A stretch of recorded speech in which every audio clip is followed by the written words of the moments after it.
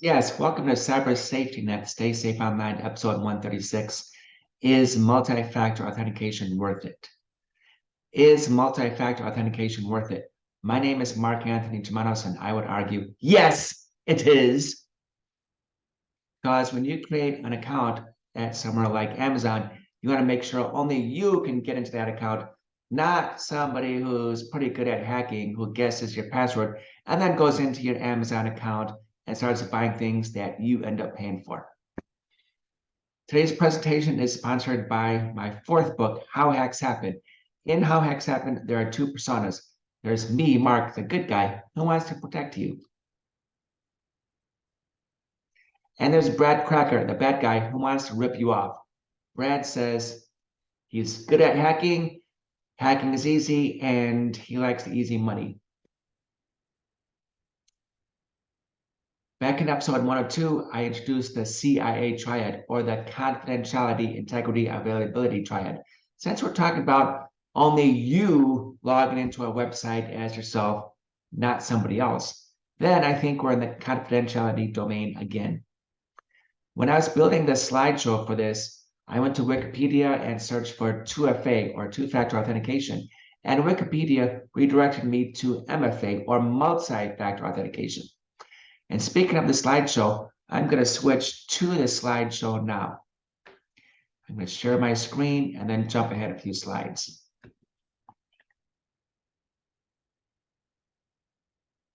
Yes, my fourth book. Everybody should have a copy. CIA Triad. Now here's what I pulled from Wikipedia, and I'm going to paraphrase this for folks who have audio only.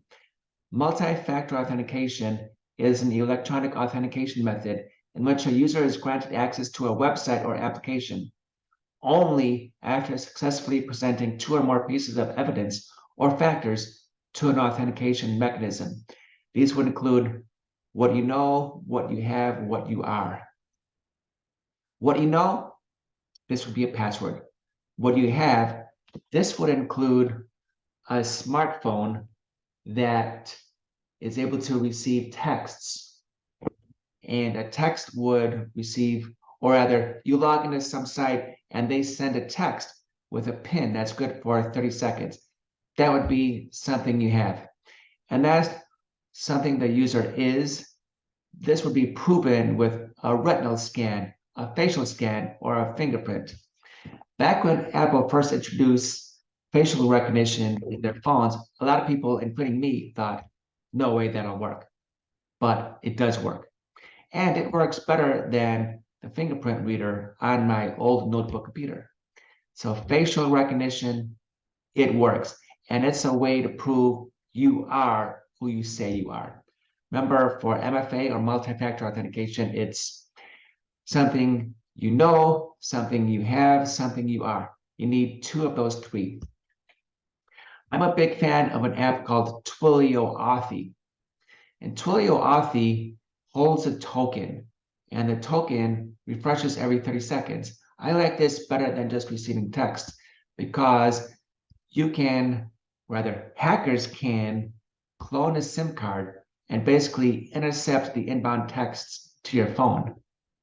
So if you're getting a text from somebody like at Amazon as part of your MFA strategy, those texts with the PIN that's good for 30 seconds may end up going to whomever cloned your SIM card.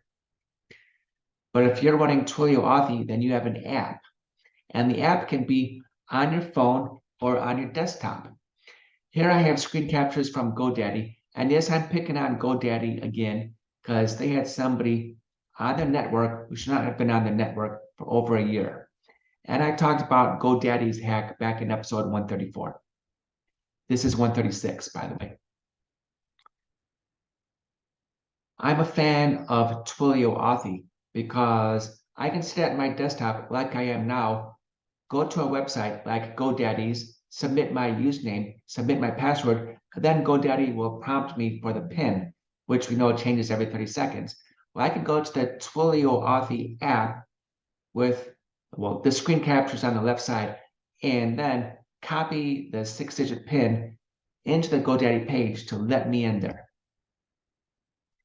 Twilio Authy is not the first MFA app I used. I used to use GoDaddy. Rather, I used to use Google Authenticator. But then I switched phones and I learned that that was bad. And here's why. With Google Authenticator, your tokens sit on the phone exclusively. So if something happens to your phone, like if it gets lost or stolen, or if somebody runs over a phone with their monster truck, which did happen at a client of mine, by the way, then all is not lost because the user can go to their desktop computer, download Twilio Authy, and continue doing their business. Then when they get a replacement phone, because smartphones do not survive getting run over by monster trucks, then they can install the Twilio Authy app and get all their tokens back. Not like Google Authenticator, where they are on the phone exclusively, and if the phone gets run over by a monster truck, heck, you can't get to them anymore. Use Twilio Authy, my friends. And guess what? It's free.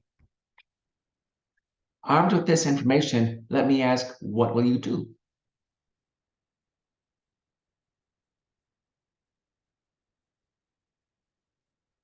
I think you have three options. Number one is you'll update your accounts to require multi-factor authentication. Start at GoDaddy, then go to Amazon, Microsoft, eBay, PayPal, and your banks. Maybe you'll say, oh, that doesn't apply to me. I'm going to do nothing because I don't have enough information. I don't have enough money to be an attractive target. Well, you do have an account, you do have an identity, you do have some money, you are an attractive target. Implement two-factor authentication, even if you think you're not attractive enough. And number three, you'll forget everything I said because you got other things to think about. I'm done. I know your time is valuable. I know there are other things you could have been doing, but you chose to listen to me. You chose to hear me advocate that you need multi-factor authentication for all your websites. Mark Anthony Germanos, thank you for watching.